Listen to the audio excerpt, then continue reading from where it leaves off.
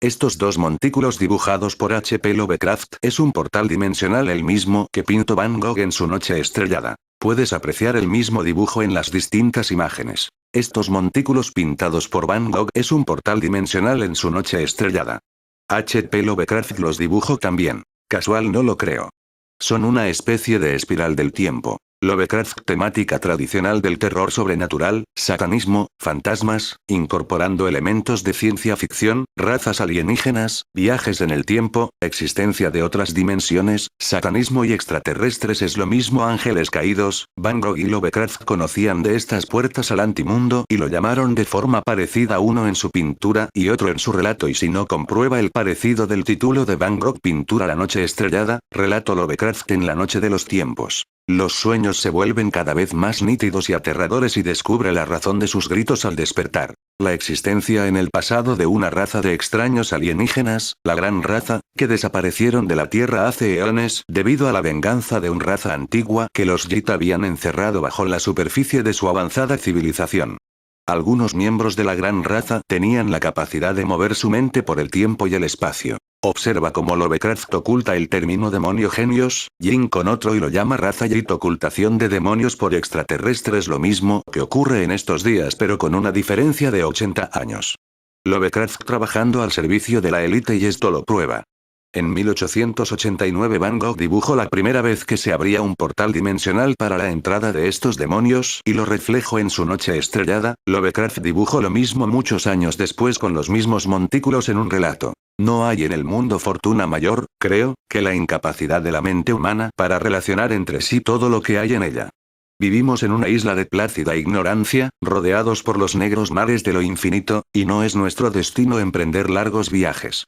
Las ciencias, que siguen sus caminos propios, no han causado mucho daño hasta ahora. Pero algún día la unión de esos disociados conocimientos nos abrirá a la realidad, y a la endeble posición que en ella ocupamos, perspectivas tan terribles que enloqueceremos ante la revelación, o huiremos de esa funesta luz, refugiándonos en la seguridad y la paz de una nueva era de las tinieblas. H.P. Lovecraft, La llamada de Cthulhu, 1928. En H.P. Lovecraft encontramos el cuento La llave de plata, ver mis vídeos donde hablo de esta llave para abrir portales dimensionales.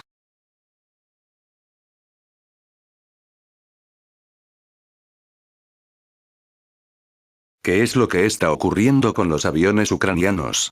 Me explico, hace un año se levantó un gran revuelo en España con el avión que llamaron el avión fantasma. El sonido de un avión que sonaba por las noches por la zona de Córdoba y que nadie parecía identificar su procedencia. Claro está, el avión que sobrevolaba esta zona de Córdoba se hizo famoso, como el avión fantasma. Luego más o menos se explicó su procedencia, era un avión de Ucrania. Pero aquí es donde empieza mi historia porque más que explicado para mí empieza el misterio. No hace mucho un avión de parecida similitud con el avión de Córdoba y también de este país Ucrania fue obligado a aterrizar por aviones de guerra de Nigeria. No hay que ser muy listo para darse cuenta de que aquí hay gato encerrado y se está ocultando algo. Contaremos las dos historias, la del avión fantasma de Córdoba y la del avión de Nigeria. Por fin hay una versión oficial para la avioneta misteriosa que en un principio inquietó a los cordobeses, luego se convirtió en la comidilla de toda charla y de las redes sociales para, al final, llegar a preocupar que las autoridades no supieran nada sobre el aparato. Ayer, fuentes oficiales de la subdelegación del gobierno de Córdoba informaron de los resultados de la investigación realizada por ENAIRE, la empresa sucesora de AENA y que trabaja junto a la Agencia Estatal de Seguridad Aérea. Según el organismo, dependiente del Ministerio de Fomento, el aparato es un Antonov An-12, un enorme transporte de carga, el mayor de su tipo durante décadas, con 4 turbohélices, lo que origina un fuerte ruido que se escucha en el silencio de la noche a muchos kilómetros a la redonda, todo ello a pesar de que el avión pasa a unos 6.000 metros sobre Córdoba. La subdelegación informa de que no se trata de un vuelo regular ni de pasajeros, sino que transporta cargas siguiendo un corredor norte-sur, lo que explicaría que también se le haya escuchado en Villanueva de Córdoba, entre Gran Bretaña y Marruecos, por lo que no había información sobre el mismo en la red aeroportuaria española. Ya el pasado lunes, el subdelegado del gobierno, Juan José Primo Jurado, informó citando fuentes de defensa que no se trataba tampoco de ningún vuelo militar. Antes aún, la pasada semana, cuando la inquietud y los comentarios se dispararon en Córdoba sobre el extraño ruido de la aeronave, Diario Córdoba adelantó que la Agencia Estatal de Seguridad Aérea estaba investigando el caso, unas pesquisas cuya realización, aunque aún sin resultados, se confirmaron oficialmente el viernes, día 14. Sí, era una Antonov, la versión oficial difundida ayer por la subdelegación, aunque no despeja para muchos todas las dudas, viene a darle la razón a unos aficionados que, usando una aplicación de móvil, Fligradar, han sido capaces de identificar por el ruido y el modelo de aeronave del que se trataba. Desde este grupo de aficionados se han llegado a dar datos como los que aporta Darío Mesa, que hablaba de los 195 nudos de velocidad media del aparato, 361 km por hora, y que explicaba que no podía verse porque sus luces de posición son débiles, más aún por la antigüedad del avión. Estas fuentes incluso han seguido el vuelo hasta las inmediaciones de Rota, donde se perdía la señal, y hasta han señalado a la compañía aérea a la que pertenece el aparato, citando al respecto a Aerobis Airline, con sede en Kiev, y Kaboker, ambas con este tipo de aeronaves en su flota. Caso de Nigeria. Aviones con chemtrails fueron obligados a aterrizar en la India y Nigeria. Analistas militares rusos están informando hoy en el Kremlin que las fuerzas militares de los Estados Unidos están en pánico por los aterrizajes forzosos ordenados por las fuerzas aéreas de la India y Nigeria, de dos aeronaves ucranianas AN-124, foto lado inferior, operadas por la Fuerza Aérea estadounidense y con base en su gigantesca y secreta base aérea de Diego García en el Océano Índico. Según estos informes, la Fuerza Aérea del Ejército de la Liberación del Pueblo de China, PLAF, notificó a los funcionarios de inteligencia de la India y de Nigeria sobre la presencia de estas aeronaves ucranianas operadas por los Estados Unidos por su creciente preocupación de que los Estados Unidos estén esparciendo agentes biológicos en toda la atmósfera de la Tierra y que algunos funcionarios chinos están advirtiendo que sea un intento estadounidense-europeo de llevar a cabo un genocidio en masa a través de esparcir el virus de la influenza porcina H1N1 que ha puesto en peligro a toda la población mundial. La primera de estas aeronaves que se obligó a aterrizar, continúan señalando estos informes, fue sobre la India cuando un avión AN-124 operado por los Estados Unidos cambió su señal de llamada de civil a militar al estarse preparando para entrar al espacio aéreo pakistaní, y que detonó una respuesta inmediata de la Fuerza Aérea de la India, IAF, que lo obligó a aterrizar en Bombay, y el segundo fue obligado a descender por un jet de combate nigeriano que luego arrestaron tanto a la tripulación como al aparato. Lo más extraño de estos reportes presentados por las agencias de inteligencia de la India y de Nigeria sobre estas aeronaves, más que los armamentos que transportaban, fueron sus sistemas de desecho que estos reportes dicen podrían contener más de 45,000 kilogramos, 100,000 libras, y de los cuales una red tecnológicamente sofisticada de nanotubos llevaban a las orillas colgantes de las alas y a los estabilizadores horizontales para dispersar el contenido de los tanques de desecho en un rocío tipo aéreo. Furiosas exigencias hechas por los Estados Unidos tanto a la India como a Nigeria para la liberación de sus aviones llevaron a los funcionarios de la defensa india a permitir que el AN-124 que capturaron fuera liberado. Nigeria, sin embargo, tuvo que ser persuadida a la fuerza a liberar al avión capturado cuando después de su negativa inicial de hacerlo, sufrió la voladura de un de sus oleoductos por los muchos grupos terroristas que cuentan con el respaldo de los Estados Unidos y que operan en ese país. Quizás todo esto es para ocultación de algo que hay en los cielos como esto. Cientos de personas aseguran haber visto una ciudad flotante sobre un pueblo de Nigeria. Desde la antigüedad hay historias relacionadas con seres extraños que aparecen de la nada en nuestros cielos desde naves espaciales. Estas naves mitológicas eran conocidas como Vimana, una palabra con varios significados como templo estelar o palacio de máquinas voladoras. Además de que tenían la capacidad de desplazarse dentro de la atmósfera terrestre, los Vimanas también podían viajar al espacio. Según los escritos, los Vimanas tenían diferentes formas y tamaños, como con 2 o más motores, máquinas voladoras sofisticadas equipadas con armas mortales, y a pesar de que eran utilizadas para el transporte, su propósito principal era la guerra. Algunos Vimanas tenían forma de platillo, mientras que otros tenían forma de cigarro. Pero también hay escritos que los representaban como grandes ciudades flotantes. Pero más allá de los escritos, en 2011 hubo un posible avistamiento de una de estas ciudades flotantes en Nigeria. Según cientos de residentes del pequeño pueblo fronterizo de Dulal y Endarazo, Nigeria, afirmaron ver una gran ciudad voladora descendiendo desde el cielo la ciudad flotante de Dulali. Uno de los testigos presenciales, Saidu Mesa y Durali, quien trabaja diariamente preparando el té, el café y las bebidas de chocolate caliente para los locales, dijo a los periodistas de un periódico nigeriano que vio la luz en el cielo después de la oración de la mañana en la mezquita local mientras se preparaba para comenzar el trabajo diario. Saidu y cientos de otros residentes, incluido el imán de la mezquita local, Malam Sheul Imán, vieron una luz brillante procedente del cielo y con dirección hacia el pueblo. Apareció de la nada una gigantesca masa parecida a una nube, y que volaba lentamente sobre el pueblo justo a la altura de un árbol, explicó Saidu. La nube era transparente y vi hermosos edificios altos en su interior. Era como una ciudad voladora. Y de ella podía escuchar el sonido de máquinas que hacían ruido, como si se tratara de la fábrica de cemento de Asaka. Dauda Mohamed, un agricultor local, también vio el gigantesco objeto mientras trabajaba en sus campos. Dijo que cuando se dio cuenta de su presencia en el cielo, se sorprendió más que asustar. Él también dijo que vio los edificios de la ciudad flotante, que apareció envuelta en nubes. Incluso un niño de 10 años llamado Ibrahim, dijo que vio el ovni. El joven estaba evidentemente confundido acerca de lo que estaba viendo, ya que lo primero que pensó es que era un gran ovni pasando entre los árboles. Cuando los periodistas preguntaron a los residentes locales su opinión acerca de lo que vieron, ellos expresaron que era la obra de Dios, debido a sus creencias religiosas. El imán del pueblo, Malam Sheul Imán, confirmó el avistamiento, aunque él lo atribuyó a Alá y a los Djinn, una referencia a los espíritus en el folclore islámico y árabe. Creemos que tal vez Dios usó esos avistamientos para que abriésemos los ojos y ver cómo los Djinn viven en su propio mundo, explicó el imán. Alá es grande, y no hay nada que no puedan hacer en la tierra. Exactamente 2 semanas después de que apareciera en nuestro pueblo, ese objeto volador regresó de nuevo, y se quedó en el cielo errante sobre el pueblo durante casi 1 hora antes de desaparecer. Estamos contentos porque demuestra que somos un pueblo especial. Otras ciudades de alrededor ni siquiera han tenido este privilegio. También hubo otros residentes que aseguraron que la ciudad flotante era en realidad una nave extraterrestre o platillo volador. Pero desde la perspectiva cultural de casi todos los residentes de Durali, la ciudad procedente de los cielos de alguna manera recordaba el pasaje bíblico Apocalipsis 21:2. Y yo Juan vi la santa ciudad, la nueva Jerusalén, descender del cielo, de Dios, dispuesta como una esposa ataviada para su marido. Por supuesto, nadie hubiera creído la historia si ese misterioso objeto hubiese sido avistado por una única persona.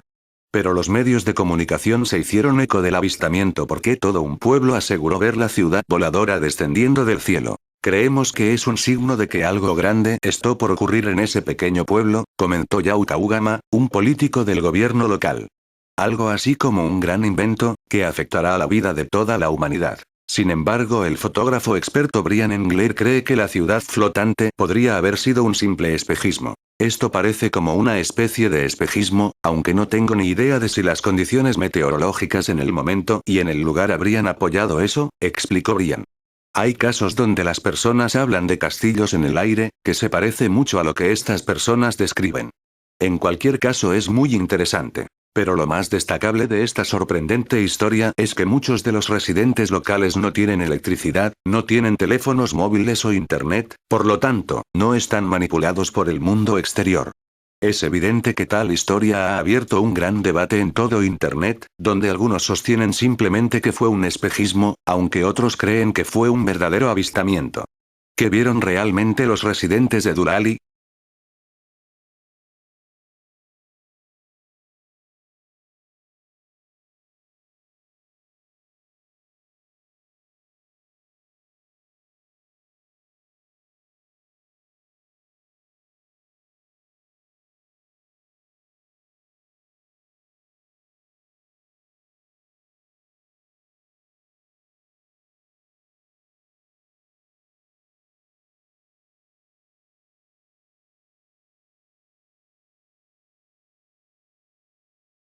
¿Qué esconden las nubes?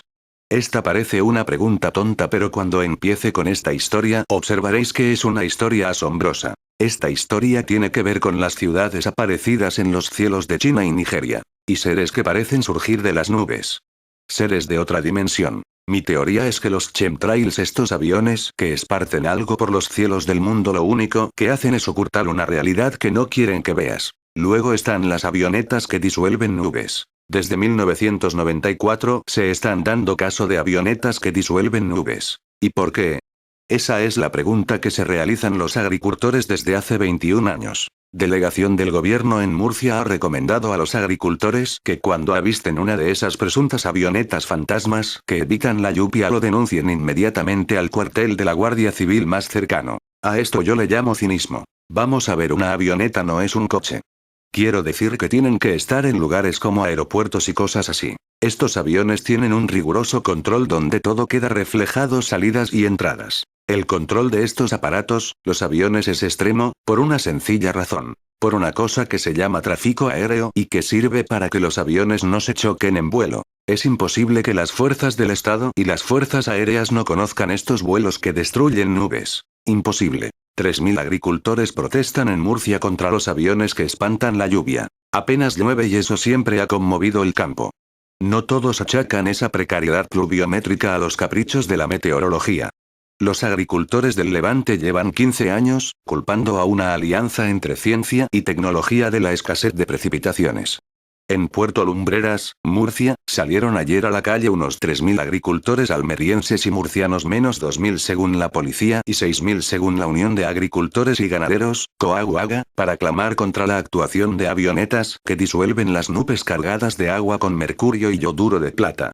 Son las espantanubes. Sus efectos alcanzan una veintena de pueblos almerienses dedicados al cultivo de cítricos y hortalizas, y a la ganadería, aunque en OAGA no se atrevan a cifrar los daños. Esta imprecisión desaparecía entre las pancartas que portaban ayer los manifestantes, en las que se leía: avión asesino, tira mercurio y mata ganado. Consciente de la insólita protesta, Juan Manuel Morillas, secretario de organización de OAGA en Almería, inició su perorata admitiendo que muchos creerán que estamos locos o que somos incultos, pero, agregó, nuestra presencia aquí prueba que llevamos razón. Durante el recorrido de los manifestantes por la N340, que cortaron durante 90 minutos, Morillas desgranó la información que ha recopilado su organización acerca del tema. Los primeros experimentos del Servicio de Lucha contra Plagas del Ministerio de Agricultura, Pesca y Alimentación, MAPA, que comenzaron en Albacete en 1976, se adjudicaron a la empresa Celtia Agraria. De los vuelos se encargaron los pilotos de la compañía americana Cooper. Desde entonces, cada vez que el cielo se cubre y parece que va a llover, diferentes tipos de aviones sobrevuelan la zona y desaparecen las nubes. Ha habido denuncias individuales en la Guardia Civil y actuaciones más recientes de OAGA ante el Defensor del Pueblo andaluz, la Junta de Andalucía, el MAPA y otros organismos locales que no han contestado en su mayoría. Los agricultores distribuyen sus sospechas indistintamente entre las empresas de seguros agrarios, a juzgar por el dinero que se ahorrarían en la cobertura de los daños provocados por las lluvias, y los propietarios de grandes fincas que se estropean con las precipitaciones. Nuevas protestas. Los responsables de OAGA advirtieron que esta ha sido la primera de una serie de protestas que se sucederán si no obtienen una respuesta oficial. Y las próximas, amenazaron, serán con tractores y picos. La delegación del gobierno en Murcia ha recomendado a los agricultores que cuando avisten una de esas presuntas avionetas fantasmas que evitan la lluvia lo denuncien inmediatamente al cuartel de la Guardia Civil más cercano, informa. Ayer demandaron una investigación de la administración sobre la incidencia de avionetas en la ausencia de lluvias, al tiempo que gritaban: agua sí, avionetas no. Obtuvieron ambas cosas. Un avión sobrevoló la cabeza de la manifestación entre las iras de los presentes y una tromba de agua les despidió cuando abandonaban el pueblo. Francisco Vargas, presidente de Asaja en Almería, también reclama que de una vez por todas se investiguen estos supuestos vuelos, y que se averigüe quién está detrás de ellos, qué intereses tiene, después de que a lo largo del tiempo se haya especulado con múltiples posibilidades. Por ejemplo, que los vuelos estén organizados por compañías de seguros que pretendan evitar indemnizaciones a los agricultores por lluvias torrenciales. Los vuelos antitormentas se producen sobre amplias áreas de cultivos de lechugas y hortalizas al aire libre. Por empresarios que pretenden evitar las lluvias para proteger sus cultivos. Por responsables de empresas de energía solar, existentes también en la zona, e incluso que los vuelos se realicen por motivos de seguridad. Pero lo cierto es que hasta el momento no existe constancia oficial de que se haya detectado ninguno de estos aparatos por parte de la administración, como reconoció el subdelegado del gobierno en Almería recientemente en una entrevista con organizaciones agrarias que le expusieron el problema. ¿Recuerdas que empecé este video hablando de ciudades que surgen en los cielos en China y Nigeria?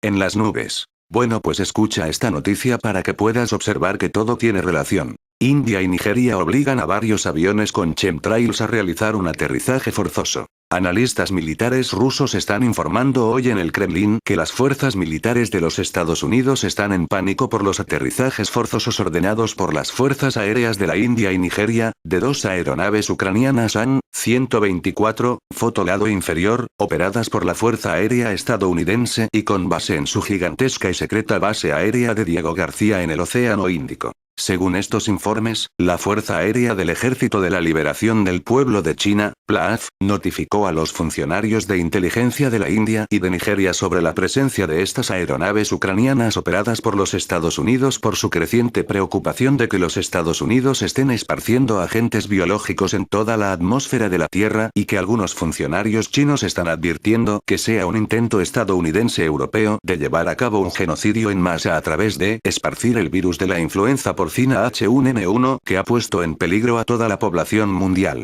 La primera de estas aeronaves que se obligó a aterrizar, continúan señalando estos informes, fue sobre la India cuando un avión An-124 operado por los Estados Unidos cambió su señal de llamada de civil a militar al estarse preparando para entrar al espacio aéreo pakistaní, y que detonó una respuesta inmediata de la Fuerza Aérea de la India, IAF, que lo obligó a aterrizar en Bombay, y el segundo fue obligado a descender por un jet de combate nigeriano que luego arrestaron tanto a la tripulación como al aparato. Lo más extraño de estos reportes presentados por las agencias de inteligencia de la India y de Nigeria sobre estas aeronaves, más que los armamentos que transportaban, fueron sus sistemas de desecho que estos reportes dicen podrían contener más de 45,000 kilogramos, 100,000 libras, y de los cuales una red tecnológicamente sofisticada de nanotubos llevaban a las orillas colgantes de las alas y a los estabilizadores horizontales para dispersar el contenido de los tanques de desecho en un rocío tipo aéreo.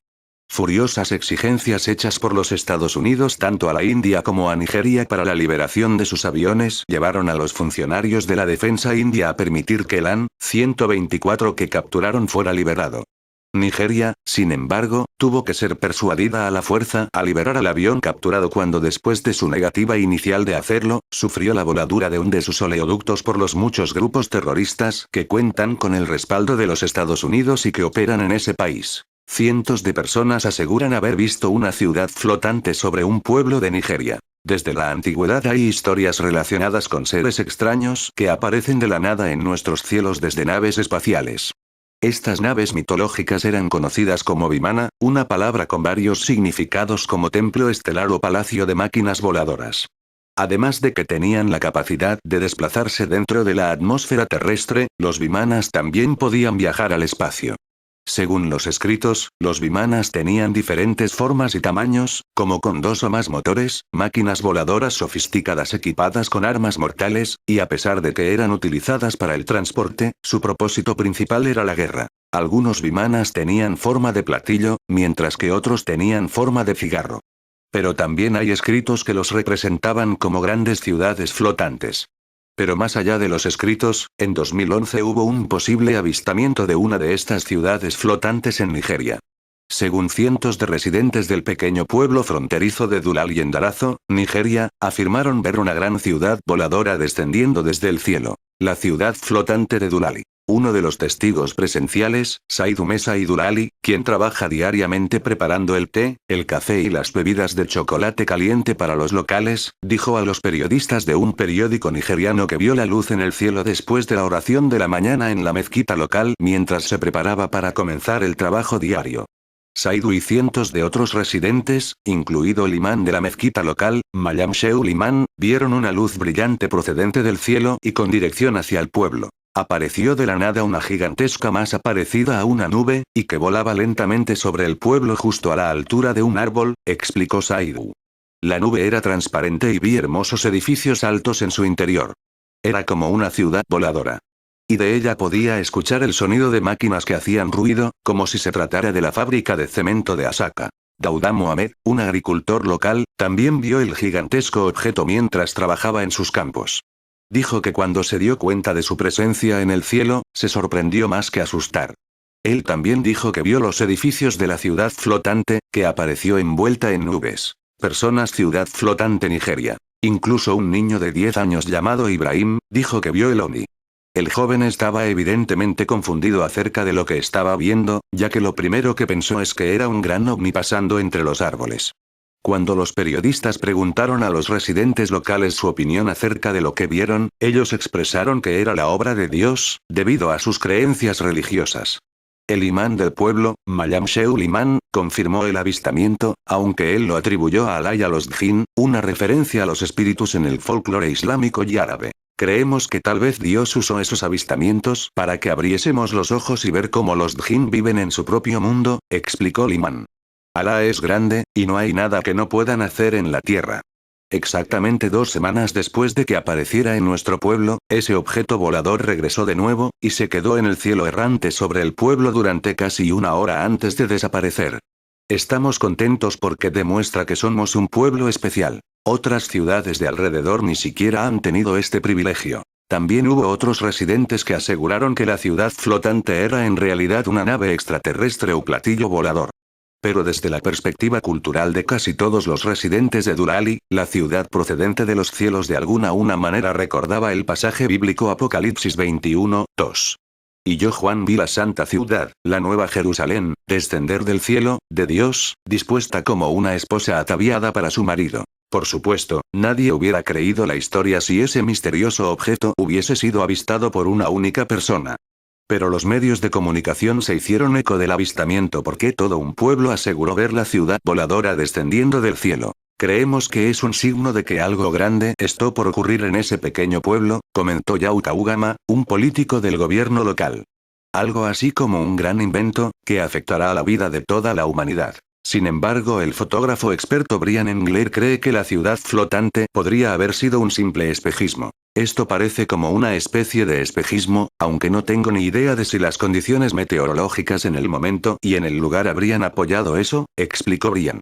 Hay casos donde las personas hablan de castillos en el aire, que se parece mucho a lo que estas personas describen. En cualquier caso es muy interesante. Pero lo más destacable de esta sorprendente historia es que muchos de los residentes locales no tienen electricidad, no tienen teléfonos móviles o internet, por lo tanto, no están manipulados por el mundo exterior. Es evidente que tal historia ha abierto un gran debate en todo internet, donde algunos sostienen simplemente que fue un espejismo, aunque otros creen que fue un verdadero avistamiento. ¿Qué vieron realmente los residentes de Durali? Para terminar, ¿recuerdas el caso del avión fantasma de Córdoba? ¿Sabes de qué país eran esos aviones? De Ucrania. Algo se esconde en las nubes.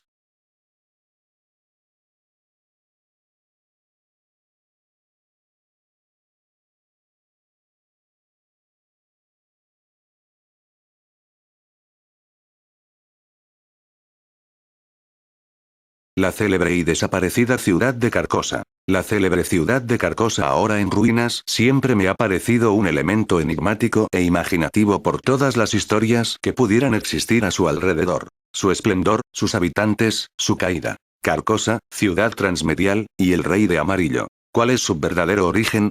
¿Es Carcosa fruto de la imaginación de Robert el escritor, que nos habló por primera vez de ella en sus relatos del rey amarillo? Yo creo que no. Y por esta razón he contado en muchos de mis vídeos la relación de Van Gogh con y Roberto W. Chambers. Ellos fueron testigos en 1890 de cómo se abría un portal dimensional en ese año. Van Gogh lo plasmó en su pintura La noche estrellada, poco después murió. Carcosa, en una ciudad que se mueve entre dimensiones medias. Ambrose Bierce, y aquí llegamos a algo de naturaleza siniestra, pues Bierce se interesaba en asuntos extraterrenos, desapareció en México. Se dijo que había muerto luchando contra Villa, pero en la época de su desaparición debía de tener más de 70 años y era prácticamente un inválido. Jamás se volvió a saber de él. Esto ocurrió en 1913. El que acecha en el umbral, Howard P. Lovecraft y August Derleth. Hace tan solo unos días se cumplieron 10 años del inicio de la serie Lost y todavía recuerdo la sensación. Esperar ansioso a que termine el episodio para buscar un libro que se había visto en una estantería destartalada, o que alguno de los personajes leía casualmente en la playa. Terminada la serie, la lista era interminable. De Philip K. Dick y Flannery O'Connor, Gary Stroop, seudónimo tras del cual durante un tiempo se creyó que podía estar Stephen King, fallecido en el vuelo 815 y autor de la novela Baldwin. Puedo verla en este momento en mi biblioteca, una edición en tapa dura que me regalaron en el sitio boocrossing.com. La narrativa de Lost trascendía los 40 minutos que duraba el episodio, las historias de las novelas mencionadas incluían pistas sobre el futuro y pasado de la isla, y se desplegaba en lo que consideramos quizás equivocadamente como el mundo real. Publicidades que transmitían en la televisión, sitios web, incluso novelas. Siguiendo el hilo hipertextual terminábamos en una telaraña en la que era fácil perdernos, olvidando que en el centro se encontraba una serie producida por la ABC. Lost no inventó la narrativa transmedial, nombre que reciben las narrativas que no se limitan a un solo medio, pero seguramente sean sus mayores exponentes, por lo menos en términos de popularidad. True Detective es, poco después del fin de su primera temporada, una de las series del momento y es un océano de referencias oscuras. La filosofía de Nietzsche, la teoría lingüística de William S. Burroughs, ejercicios de meditación creados por John C. Lilly, creador de los tanques de aislamiento y en cuya obra está inspirada la película Estados Alterados, dirigida por Ken Russell a principios de los 80. Y si en Twin Peaks los bosques eran uno de los personajes principales, en True Detective el paisaje también está presente, solo que no en modo de sicomoros ultradimensionales, sino como pantanos. Infinita cantidad de pantanos recorridos por autopistas que pronto serán tapadas por el agua y caminos de tierra que llevan a casas de prostitución e iglesias evangélicas. Y hay algo oscuro y terrible en los pantanos de Louisiana. Un culto, responsable de un asesinato ritual. A lo largo de los primeros episodios las referencias al Rey de Amarillo y Carcosa se apilan una sobre la otra, sutil pero enfáticamente. Delirios de prostitutas bajo los efectos de drogas, mitos de cultos satánicos. Resulta que el Rey de Amarillo no nació en la serie de HBO. Robert W. Chambers publicó en 1895 una serie de cuentos, algunos de ellos dedicados al Rey de Amarillo, quien se comunica con la gente en sueños y un libro que causa la locura, la deidad Astur y la ciudad de Carcosa. Cualquiera que haya leído a Lovecraft puede reconocer instantáneamente más de un paralelo con Cthulhu. Riley el Necronomicon. El escritor de Nueva Inglaterra era un gran fanático de Chambers y el terror cósmico que se respira en el Rey de Amarillo es el mismo que aparece en las páginas de Lovecraft. Hasta acá tenemos una serie que despliega su narrativa y se extiende en una serie de cuentos escritos hace más de 100 años, pero la telaraña es mucho más grande. Lovecraft no solo fue influenciado por Chambers, sino que hace menciones y sugerencias que conducen al Rey de Amarillo, por ejemplo, en Susurros en la Oscuridad, uno de los cuentos más importantes del Cthulhu Mythos, es decir que Lovecraft ya comienza a asimilar la narrativa de Chambers dentro de la suya. Y una de las características más notables de la narrativa cthulhiana es su naturaleza distribuida, colaborativa. Lovecraft dio el puntapié inicial, pero varios escritores y colaboradores, entre ellos Auguste Derlet, trabajaron en los cimientos y construcción. De ahí en adelante, innumerables escritores, desconocidos y conocidos, han incursionado en el mundo de horrores que acecha en sueños y monstruos de otros tiempos y dimensiones con tentáculos, ciudades perdidas y cavernas en el hielo. Derlet hizo al Rey de Amarillo parte del mito como avatar de Astur y a partir de ahí las historias se hacen una y mil, una misma historia con 1000 caras en una multitud de medios diferentes. Para colmo, Wikipedia cuenta más de 20 alusiones y referencias al Rey de Amarillo en historias que nada tienen que ver con Chambers ni Lovecraft. Raymond Chandler, Stephen King y Robert Heinlein son algunos de los responsables. Pero la telaraña tiene otra sorpresa.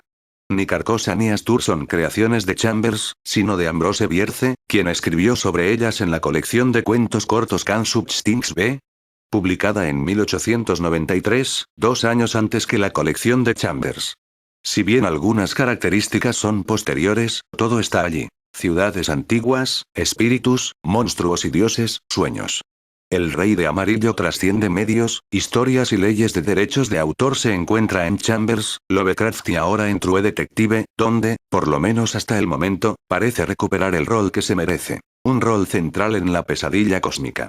Ambrose Bierce, además de escritor de relatos, fue un periodista que a finales de 1913 abandonó Estados Unidos para cubrir la Revolución Mexicana, uniéndose al ejército de Pancho Villa como cronista.